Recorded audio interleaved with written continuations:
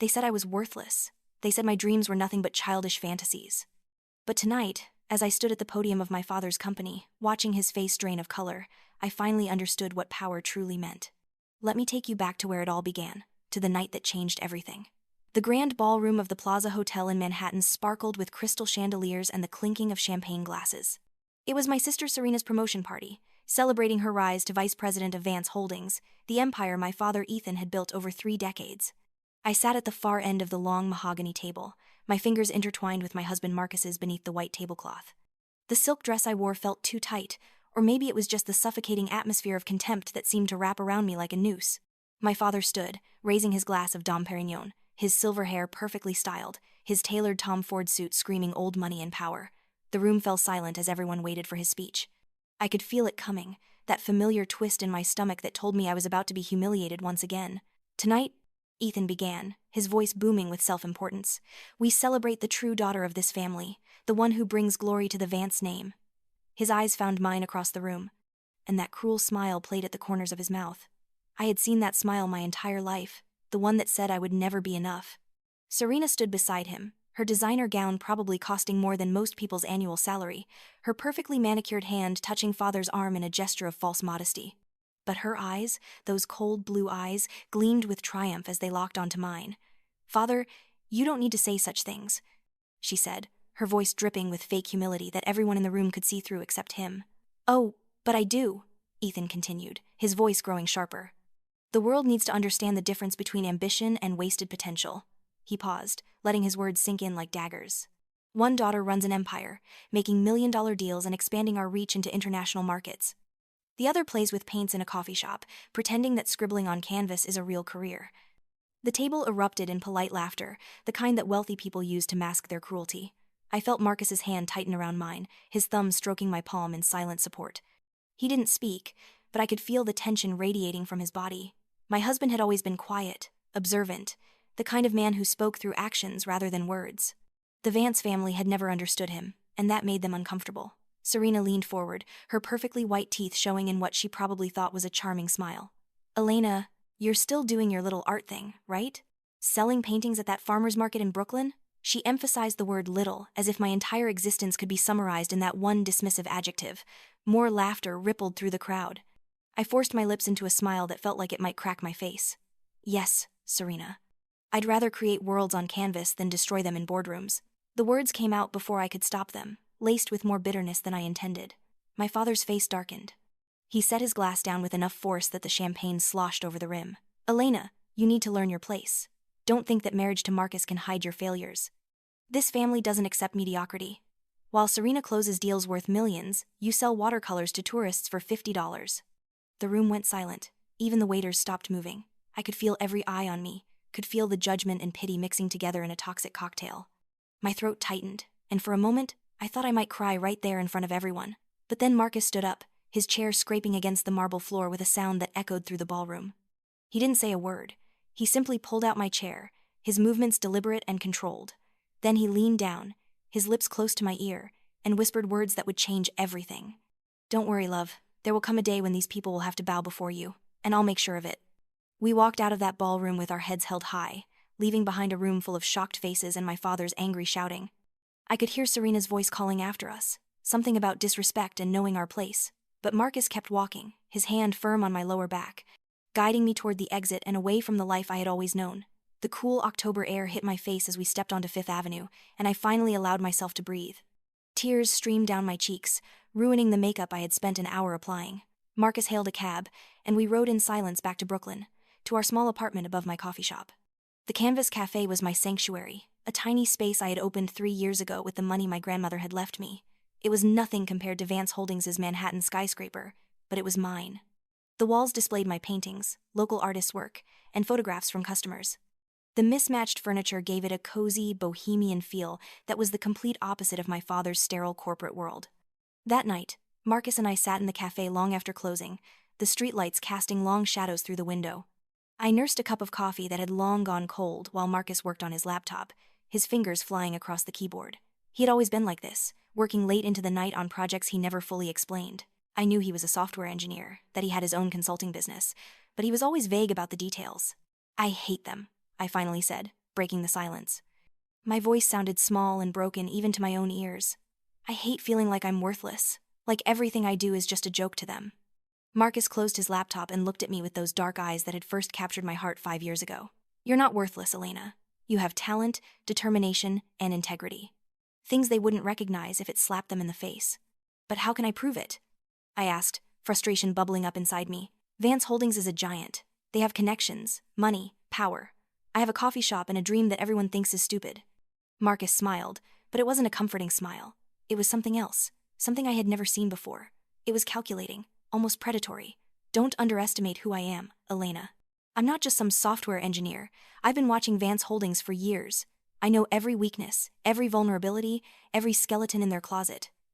I stared at him, confused. What do you mean? He opened his laptop again and turned it toward me. The screen showed financial documents, spreadsheets, and what looked like corporate structures. I've been investing in tech startups for the past decade, quietly, anonymously. I have connections throughout Silicon Valley and Wall Street that your father could only dream of. And I've been studying Vance Holdings since before we even met. My heart began to race. Why? Because Ethan Vance destroyed my father's business 20 years ago, Marcus said quietly, his voice hard. My father had a small manufacturing company that supplied parts to Vance Holdings. Your father squeezed him on prices, delayed payments, then spread rumors about product quality. My father lost everything. He died of a heart attack when I was 15, broken and bankrupt. I felt like the floor had dropped out from under me. You never told me. I couldn't. Not until I was ready. He took my hands in his. I didn't approach you for revenge, Elena. What we have is real. But when I met you and saw how they treated you, how they dismissed your talent and your worth, I knew that taking them down wouldn't just be revenge. It would be justice. What are you saying? I asked, though part of me already knew. I'm saying we're going to destroy them, Marcus said calmly, as if he were discussing the weather. We're going to take Vance Holdings piece by piece. We're going to watch Serena's empire crumble. And we're going to do it so carefully, so perfectly, that they won't even see it coming. That night marked the beginning of my transformation. Over the following months, I threw myself into learning everything about business. I took online courses in corporate finance, strategic management, and market analysis. I read every book I could find about hostile takeovers, corporate restructuring, and competitive strategy. Marcus became my teacher, staying up late into the night to explain balance sheets, profit margins, and stock manipulation tactics. The coffee shop became my cover, the perfect disguise. Everyone still saw me as Elena, the failed artist, the disappointment daughter who couldn't cut it in the real world. Meanwhile, I was absorbing knowledge like a sponge, learning to read markets the way I once read color palettes. 6 months after that horrible party, Marcus took me to a bar in the meatpacking district called the Phoenix. It was the kind of place that looked unremarkable from the outside, but inside, it catered to a very specific clientele. As we walked through the dim interior, past booths filled with people having quiet, intense conversations, I realized this was where deals were made in the shadows. Marcus led me to a private room in the back where 5 people were already waiting. I recognized 2 of them from business magazines, powerful investors who controlled billions in assets. The others were unfamiliar, but they had that same aura of quiet power. Gentlemen, this is my wife Elena, Marcus said as we sat down. Elena, these are the people who are going to help us take down Ethan Vance. An older man with silver hair and sharp eyes leaned forward. Ethan Vance thinks he's untouchable. He's spent 30 years crushing anyone who gets in his way, using insider information, spreading false rumors, manipulating stock prices. He's made a lot of enemies. I'm one of them, said a woman in her 50s wearing an elegant black suit. He sabotaged a deal I spent 2 years putting together, cost me $50 million. I've been waiting for the right moment to return the favor. One by one, they shared their stories. Ethan had left a trail of destruction in his wake, and these people wanted revenge. But more than that, they wanted to see real change. They wanted Vance Holdings to be run with integrity, not through intimidation and corruption. We're not just looking for revenge, I said, surprising myself with the steadiness in my voice. We're going to build something better, an empire based on merit and fairness, not fear. The older investor raised his glass. To the fall of tyrants and the rise of something better. We clinked glasses, and I felt a surge of power unlike anything I had ever experienced. For the first time in my life, I wasn't the victim. I was the architect of my own destiny. Over the next 3 years, our plan unfolded with mathematical precision. Marcus's tech investments paid off spectacularly. Companies he had funded early went public, making him hundreds of millions. But he kept it all quiet, working through shell corporations and offshore accounts that couldn't be traced back to him. Meanwhile, Vance Holdings began to show cracks. Serena, despite her confidence, made several costly mistakes. She expanded too aggressively into European markets without proper research, losing 30 million in the first year. She alienated key partners with her arrogance. She ignored warnings about shifting market trends because she thought she knew better than everyone else. Ethan, getting older and more paranoid, only made things worse. He became obsessed with maintaining control, refusing to adapt to new technologies or strategies. The company that had once been innovative became stagnant, bleeding market share to more nimble competitors. And we were there for every stumble, every mistake. Using Marcus's AI algorithms, we predicted their moves before they made them. We identified undervalued assets they overlooked. We cultivated relationships with their dissatisfied partners and employees. Slowly, methodically, we began acquiring shares of Vance Holdings through dozens of different entities, none of which could be connected to us. It took 3 years of patient work, of careful manipulation, of strategic positioning. I spent those years learning, growing, transforming myself from the dismissed daughter into someone who understood power in all its forms. The coffee shop remained open, my cover intact. I still painted, still smiled at customers, still played the role everyone expected. But at night, I studied financial reports with the intensity I once reserved for studying light and shadow. I learned to read between the lines of quarterly statements, to spot weaknesses in corporate structures, to identify the exact moment when a company was vulnerable to takeover. Marcus was my constant partner, my teacher, and my anchor. He showed me how to think 10 steps ahead, how to anticipate reactions, how to turn my father's own strategies against him. Together, we built a network of allies who shared our goal: the complete dismantling of Ethan Vance's empire. The opportunity came sooner than expected. Vance Holdings announced its 30th anniversary celebration would be held at the company's headquarters, a gleaming tower in Midtown Manhattan. Every board member, every major investor, every business partner would be there. It was the perfect stage for our revelation. The night of the party, I dressed carefully in a simple but elegant navy dress. Nothing too flashy, nothing that would draw attention. I wanted to blend into the background, to be overlooked one final time. Marcus wore a dark suit, his expression calm and unreadable as always. We arrived fashionably late, slipping into the back of the crowded ballroom. The space was decorated with photos from the company's history, most featuring Ethan and Serena. I noticed there were no pictures of me, as if I had been erased from the family narrative entirely. Ethan stood at the podium, looking every inch the powerful CEO in his custom Brioni suit. His hair was whiter than I remembered, his face more lined, but his voice still carried that same arrogant confidence. 30 years of excellence, he proclaimed. His arms spread wide. 30 years of the Vance family leading this company to unprecedented success. Under my leadership and with my brilliant daughter Serena as vice president, we have conquered markets, destroyed competitors, and built an empire that will last for generations. He paused, scanning the crowd. His eyes found me standing in the back, and for a moment, something like contempt flickered across his face. Some people are born to lead, others are born to follow, and some, he looked directly at me, are born to be forgotten. The crowd laughed, though some looked uncomfortable. Serena stood beside him, radiant in a red gown that probably cost more than a car, her smile triumphant. She had won, or so she thought. She had her father's approval, the company position, the respect of the business world, and I had nothing. I walked toward the front of the room, my heels clicking on the marble floor. Conversations died as people noticed me moving through the crowd. By the time I reached the podium, the entire ballroom had fallen silent. "Father," I said, my voice clear and strong. "May I say a few words?" Ethan's face flushed with anger. "Elena, this is not the time for your dramatics. This is a professional event." "I know," I said, smiling. "That's exactly why I need to speak." Before he could stop me, I took the microphone from his hands. The crowd murmured, uncertain what was happening. Serena grabbed my arm, her nails digging into my skin. "What do you think you're doing?" she hissed. I gently removed her hand, making an announcement. I turned to face the crowd, 300 of the most powerful people in New York business circles. My heart was pounding, but my voice remained steady. "Good evening, everyone. I'm Elena Vance, though some of you may not remember me. I'm the daughter who doesn't matter, the one who chose art over empire, the failure of the family." I paused, letting my words sink in. But tonight, that changes. As of 5 p.m. today, my husband Marcus Hayes and I became majority shareholders of Vance Holdings. Effective immediately, the company has new ownership. The silence was deafening. Then chaos erupted. People shouting questions, cameras flashing, the sound of chairs scraping as everyone tried to get closer. Ethan stood frozen, his mouth opening and closing like a fish out of water. Serena's face went white, then red, then white again. "That's impossible," Serena finally shrieked. "You're lying. You don't have that kind of money." Marcus stepped forward, calm as always, and handed a folder to the company's legal counsel, who had rushed to the podium. Everything is documented and legal. The transfers were completed this afternoon. All board members received official notification via email at 4:47 p.m. Serena grabbed her phone, frantically scrolling through her emails. I watched as the color drained from her face. She had been too busy preparing for this party, too confident in her position, to check her messages. "You were too busy celebrating to notice," I said quietly, so only she could hear. "Too arrogant to think anyone could challenge you. That was always your weakness, Serena. You underestimated everyone around you." Ethan finally found his voice. "This is fraud! This is illegal! I'll have you arrested!" "It's completely legal," Marcus said, his voice cutting through the noise.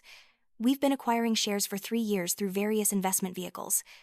Every transaction was reported to the SEC, every regulation followed to the letter. Your lawyers can review the documents, but they'll find everything in order." I turned back to the crowd, many of whom were now pulling out their phones, probably already texting the news to contacts and journalists. This would be the business story of the year. "Vance Holdings will continue to operate," I announced, "but under new management and with new values. We will prioritize ethical business practices, fair treatment of partners and employees, and sustainable growth. The era of crushing competitors and exploiting relationships is over." I looked at my father, at the man who had spent my entire life telling me I was worthless. "You taught me that sentiment was weakness, Father. That mercy was for fools. That the only thing that mattered was power," I smiled. "Thank you for that lesson. I learned it well." Ethan's face was purple with rage. He lunged toward me, but security guards stepped between us. Marcus's hand settled on my lower back, steadying me, reminding me I wasn't alone. "You've destroyed everything," Ethan roared. "You've destroyed your own family." "No," I said quietly. "I saved myself from people who were destroying me. There's a difference." We left the party shortly after, leaving behind a crowd in complete disarray. As we stepped into the cold November air, I felt lighter than I had in years. The first battle was won, but I knew the war was far from over. I was right. 3 days later, Serena struck back with a lawsuit. Standing in front of news cameras outside the federal courthouse, tears streaming down her carefully made-up face, she accused Marcus and me of fraud, insider trading, and corporate espionage. "They stole my father's company," she sobbed, playing the victim perfectly. "They manipulated records, used illegal information, and destroyed everything our family built. I will not rest until they pay for their crimes." The media ate it up. Suddenly, we were villains, corporate raiders who had deceived and stolen.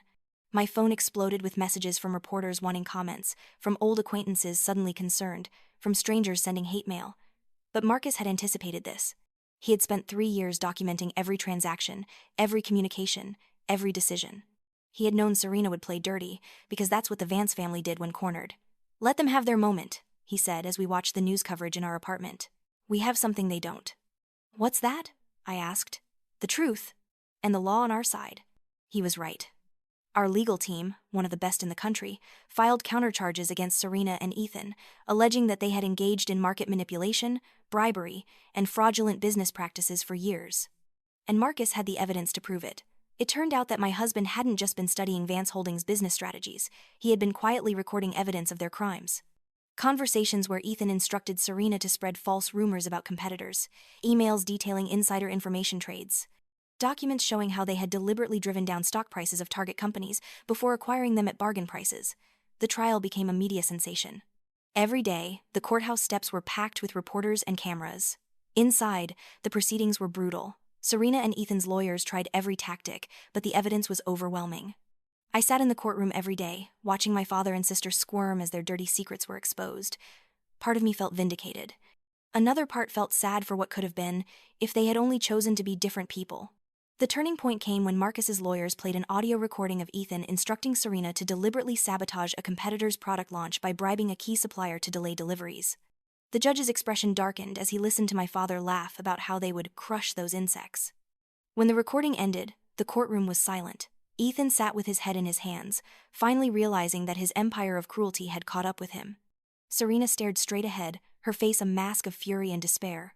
The verdict came down on a Friday afternoon in March, almost 4 years after that first humiliating party. The judge found Ethan and Serena guilty of multiple counts of fraud, market manipulation, and corporate malfeasance. Ethan was sentenced to 5 years in federal prison and fined $10 million. Serena received 3 years and a $5 million fine. As the bailiffs led them away in handcuffs, Serena turned to look at me one last time. The hatred in her eyes was pure and absolute, but underneath it, I could see something else, the realization that she had lost everything. I visited them once in prison, a month after their sentencing. The facility was a far cry from the luxury they were accustomed to. Ethan had aged dramatically, his hair now completely white, his face gaunt. Serena looked smaller somehow, diminished without her designer clothes and makeup artists. We sat in the sterile visiting room, separated by a plexiglass barrier, talking through phones that crackled with static. "Why did you come?" Ethan asked, his voice hollow. "To see if you understand what you did," I said simply. "To see if you have any remorse." He stared at me for a long moment, then laughed bitterly. "You think you've won, Elena, but you'll never have peace. This will eat at you forever." I shook my head. "No, Father. I already have peace." It came the moment I stopped seeking your approval and started valuing myself. Serena leaned forward, her eyes blazing. "You're going to fail, Elena. You don't have what it takes to run a company. You never did." "Maybe," I acknowledged, "but I'd rather fail trying to do something good than succeed by being cruel. That's the difference between us, Serena. You measured success by how many people you could step on. I measure it by how many people I can lift up." I stood to leave, but paused at the door. "I hope you both find some peace eventually. I really do. But I won't waste any more of my life hoping for your redemption. I have an empire to build." The transformation of Vance Holdings into Vance Hayes Group took another year of intensive work. I brought in new leadership, people who shared my vision of ethical business practices. We restructured the company from the ground up, settling lawsuits with people Ethan had wronged, establishing fair contracts with suppliers, creating programs to support small business partners. It wasn't easy. Some board members resisted, preferring the old ways. Some partners were skeptical of the changes. The financial press questioned whether a company could be both profitable and principled. But slowly, gradually, we proved them wrong. The company's culture shifted. Employees who had lived in fear of Ethan's tirades found themselves valued and heard. Partners who had been squeezed for every penny discovered we could be tough negotiators while still being fair. Competitors learned we would fight hard but play clean. Revenue dipped slightly in the first year as we cleaned house and corrected past wrongs. But by the second year, we were growing again, faster than before. It turned out that treating people with respect and building trust actually made good business sense. Who knew? I kept the coffee shop. It remained my sanctuary, the place where I could still be just Elena, painting in the early mornings before the corporate meetings and boardroom battles. Marcus would join me sometimes, and we'd sit in comfortable silence, sipping coffee and watching the sunrise through the window. 3 years after taking over the company, I stood on the balcony of our penthouse overlooking Manhattan. The Vance Hayes Group headquarters building gleamed in the evening light, its name emblazoned across the top in letters that could be seen from miles away. Marcus came up behind me, wrapping his arms around my waist. "Tired?" he asked. "Exhausted," I admitted, leaning back against him. "But it's a good kind of tired, the kind that comes from building something real." "You did it," he said softly. "You took everything they said you couldn't do and made it reality. You didn't just beat them, Elena. You became something better than they ever were."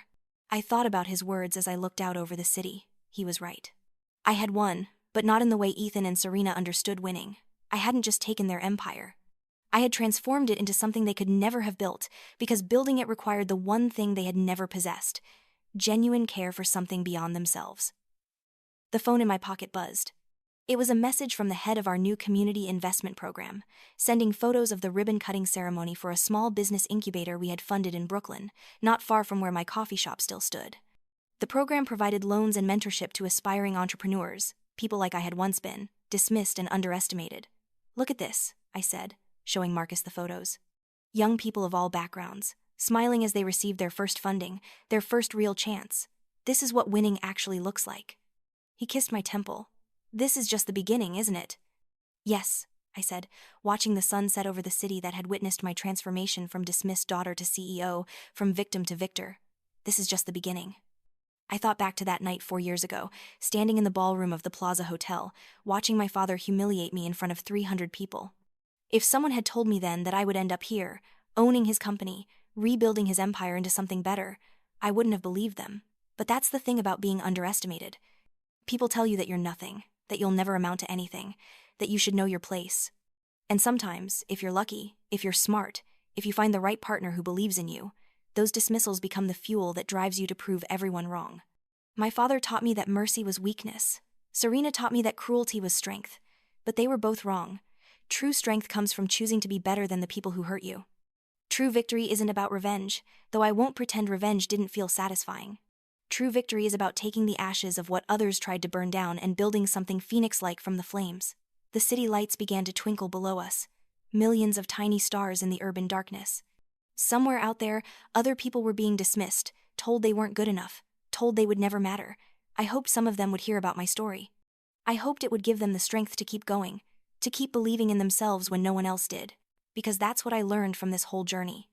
You don't need anyone's permission to become who you're meant to be. You don't need validation from people who have already decided you're worthless. You just need to believe in yourself enough to keep going when everything and everyone tells you to give up.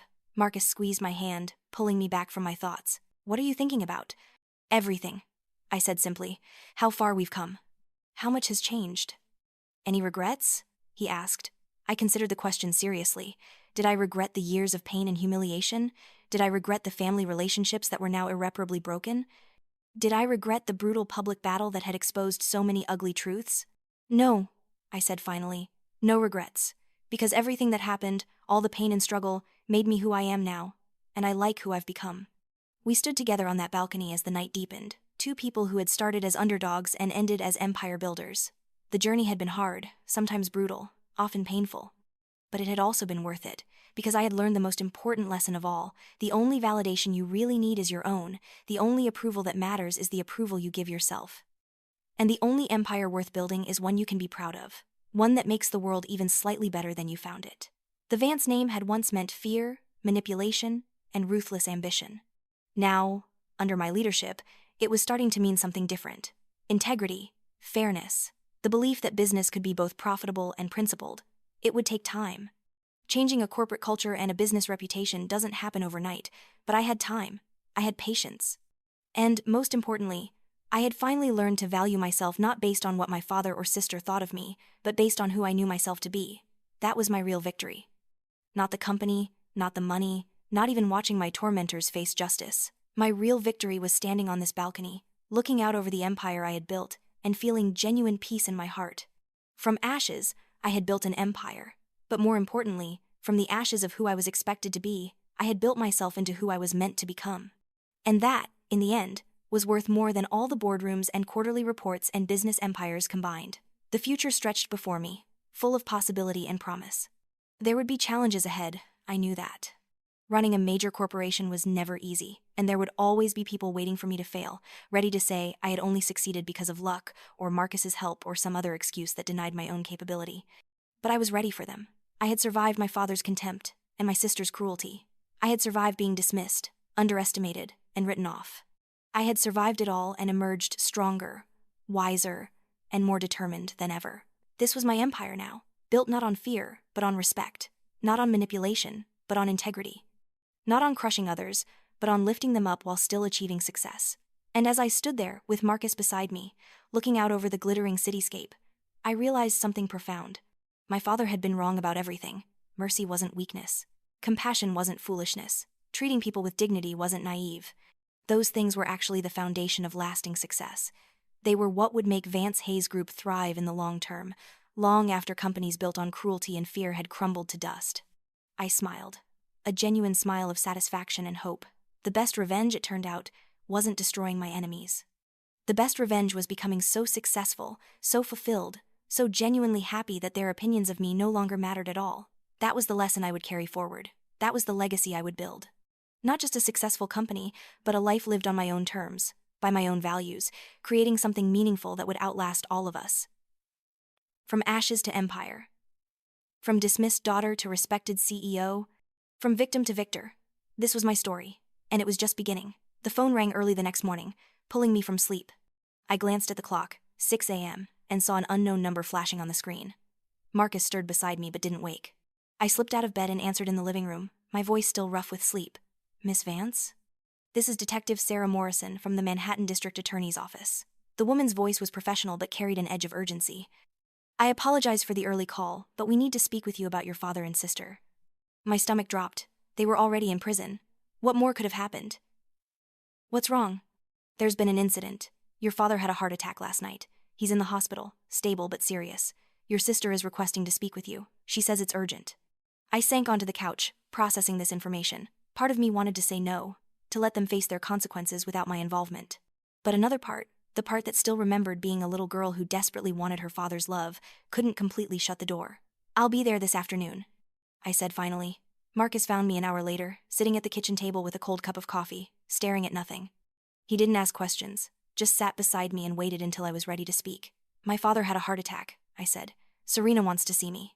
"Do you want me to come with you?" he asked. I shook my head. "No, this is something I need to do alone." The hospital was in Queens, a secure facility for prisoners requiring medical care. The halls smelled of disinfectant and despair. Armed guards stood outside my father's room, and I had to show identification 3 times before being allowed through. Ethan looked small in the hospital bed, tubes and wires connecting him to various machines. His face was gray, his breathing shallow.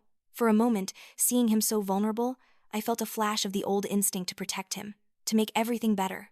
Then I remembered who he was, what he had done, and the feeling passed. Serena sat in a chair beside the bed, looking haggard in her prison uniform. Her once perfect hair was pulled back in a simple ponytail, her face free of makeup. She looked more human than I had ever seen her, and somehow more dangerous because of it. "You came," she said, surprise evident in her voice. Detective Morrison said it was urgent.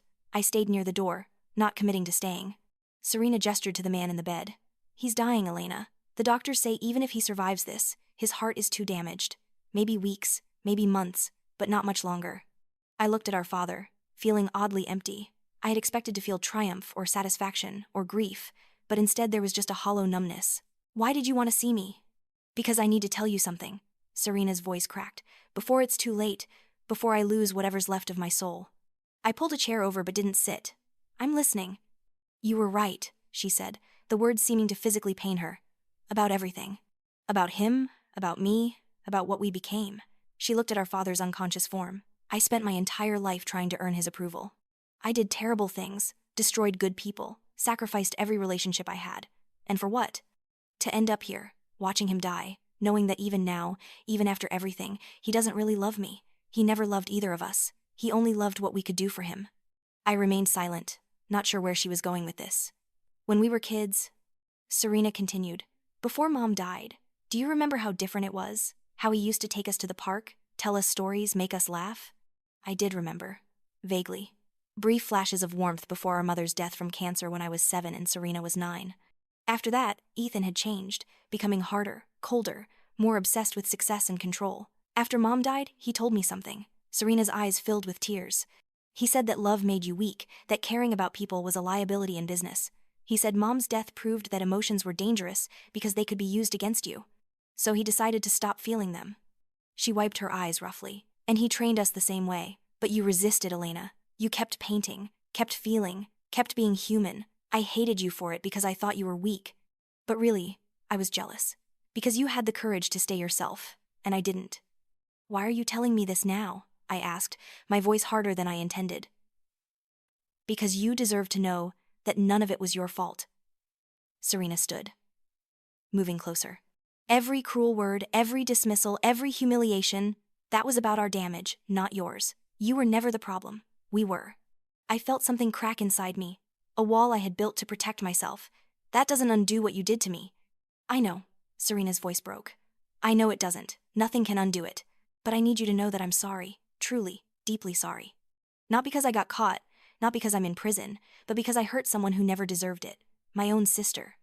We stood in silence for a long moment, the only sound the beeping of the monitors tracking our father's failing heart. "What do you want from me?" I finally asked. "Nothing," Serena said. "I don't deserve your forgiveness, and I'm not asking for it. I just wanted you to know the truth before," she gestured to Ethan, "before it's too late for any of us to say what needs to be said." I looked at the man in the bed, the man who had shaped both our lives so profoundly and so destructively. Does he know?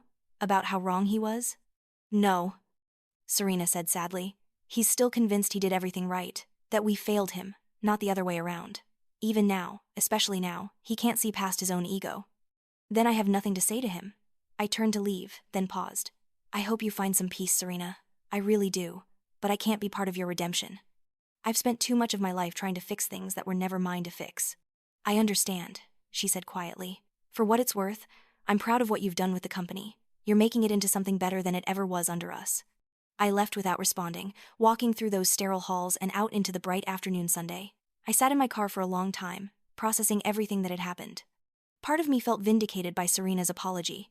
Another part felt sad for all the wasted years, the unnecessary pain. But mostly, I felt free. Because I realized that I didn't need their apology or their approval anymore. I had already moved past them.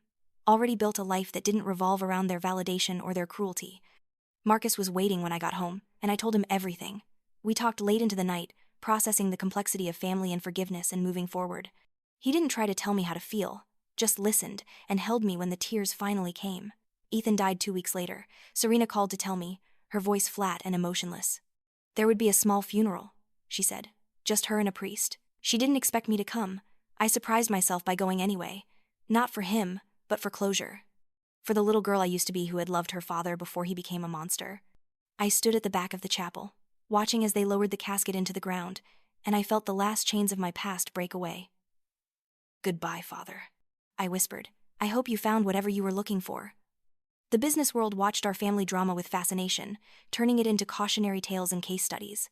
But I tried to stay focused on the work, on building something that would last beyond the scandal. 6 months after Ethan's death, Vance Hayes Group announced a major initiative, a billion-dollar fund to support ethical business practices and sustainable development. We partnered with universities, nonprofits, and other corporations to create standards and training programs. It was ambitious, maybe even idealistic, but I believed it was necessary. The press conference was held in our headquarters building, the same space where Ethan had once ruled with fear and intimidation.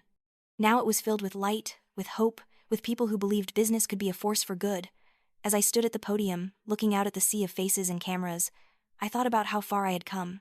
From the girl crying in a coffee shop to a woman shaping the future of corporate responsibility, from someone desperate for approval to someone confident in her own worth.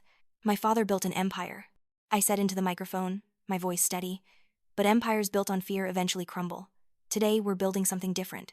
Something that will last because it's built on the right foundation. Integrity, fairness, and the belief that success doesn't require cruelty. The audience applauded, and I saw Marcus in the front row, his face filled with pride. Beside him sat some of the investors who had helped us take down Ethan, now partners in this new venture.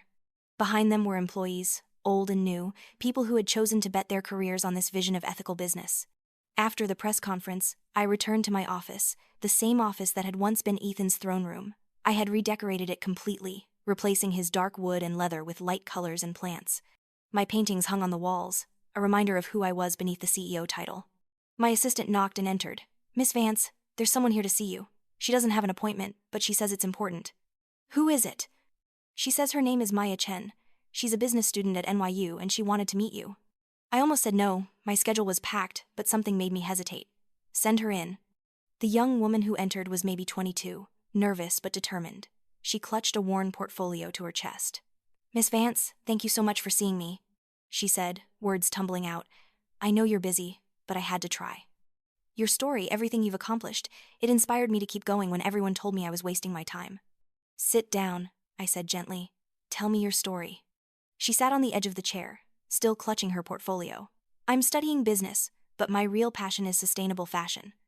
My professors say it's not profitable, that I should focus on traditional corporate careers. My family thinks I'm wasting my education on something impractical." I smiled, hearing echoes of my own past. "And what do you think?" "I think they're wrong," she said fiercely. "I think the fashion industry needs to change, and I want to be part of that change, but I don't know how to start. I don't have connections or money or experience." I looked at this young woman, seeing myself all those years ago, full of dreams and determination but lacking the resources to make them real. This was why I had fought so hard, why I had transformed my pain into purpose. So that other people like me, like her, would have a chance. "Show me what you've got," I said, gesturing to her portfolio. For the next hour, I looked through her designs and business plans, asked questions, offered suggestions. She was talented, passionate, and had clearly done her homework. She just needed someone to believe in her, to give her a real chance. "I want to fund your first collection," I said finally, "through our small business initiative. Not a gift, a proper business investment. You'll have mentors, resources, and a path to market, but you'll also have to work harder than you've ever worked before." Her eyes widened, filling with tears. "Are you serious?" "Completely. I see something in you that I recognize. That fire, that refusal to let other people's limitations become your own. The world needs more people like that." She left my office in a daze, clutching a business card and a promise that would change her life, and I sat back in my chair, feeling that deep satisfaction that comes from helping someone else rise. This was what power was really for. Not to crush people beneath you, but to lift them up. Not to hoard resources, but to invest them wisely in the future. Not to prove your superiority, but to create opportunities for others to prove their own worth. The days turned into months, and months into years. Vance Hayes Group continued to grow, not just in revenue but in impact. We became known as a company that did well by doing good, proof that ethics and profitability weren't mutually exclusive. I heard updates about Serena occasionally. She served her full sentence, using the time to get multiple degrees in business ethics and nonprofit management. After her release, she started working with an organization that helped formerly incarcerated people start their own businesses. She never contacted me directly, respecting the boundaries I had set, but I saw news articles about her work and felt a complicated mix of emotions. The coffee shop remained, though I had less time to spend there as the years went by. I hired a manager, a young artist named James who reminded me of myself years ago. The space still displayed local artists' work, still served as a gathering place for dreamers and creators. It was my reminder to stay grounded, to remember where I came from. Marcus and I built a life that balanced ambition with happiness, success with meaning. We adopted 2 children, a boy and a girl, and I worked hard to give them the childhood I never had. One filled with unconditional love, encouragement to follow their passions, and the security of knowing they were valued for who they were, not what they achieved. On the 10th anniversary of taking over the company, we held a celebration at the same venue where Ethan had humiliated me all those years ago. But this time, the atmosphere was completely different. Instead of showing off wealth and power, we used the event to announce scholarships for underprivileged business students, to honor partners who exemplified ethical practices, and to launch new initiatives supporting sustainable development. Standing at the podium where my father once stood, looking out at a room full of people who genuinely respected what we were building, I felt the journey coming full circle. Not back to the beginning, but forward to something new. 10 years ago, I said into the microphone, I was told I would never amount to anything. That my dreams were worthless, my talents wasted, my existence a disappointment. I paused, looking around the room. But here's what I learned. The people who dismiss you often do so because your success threatens their narrative about themselves. They need you to fail to justify their own choices. I smiled. So to everyone who has ever been dismissed, underestimated, or told they're not enough, your worth is not determined by other people's limited imagination. Your potential is not constrained by their fears. Your success is not defined by their standards. The applause was thunderous, and I saw many people in the audience wiping tears from their eyes. These were the people who understood, who had fought their own battles against dismissal and doubt. After the event, Marcus and I stood together in the same spot where we had stood 10 years ago, after that first humiliating party. The ballroom was empty now, staff cleaning up, the last guests having departed. Do you ever wonder what would have happened if we hadn't fought back? Marcus asked. I considered the question. Sometimes. But then I remember that we didn't just fight for ourselves. We fought for everyone who comes after us, everyone who will benefit from the changes we made. No regrets? He asked, echoing the question from years ago. None, I said firmly. Every struggle, every painful moment, every time I wanted to give up, it was all worth it to get here. We left the Plaza Hotel that night, walking hand in hand through the streets of Manhattan. The city lights sparkled around us, and I thought about all the stories happening in those buildings, all the people fighting their own battles, trying to prove their worth. I hoped some of them would hear my story. I hoped it would give them strength. But more than that, I hoped they would learn the real lesson. You don't need to wait for permission or approval to become who you're meant to be. You don't need revenge to find peace. You just need the courage to value yourself and the determination to build something meaningful. From ashes, I built an empire. But the real empire wasn't the company or the money or the success.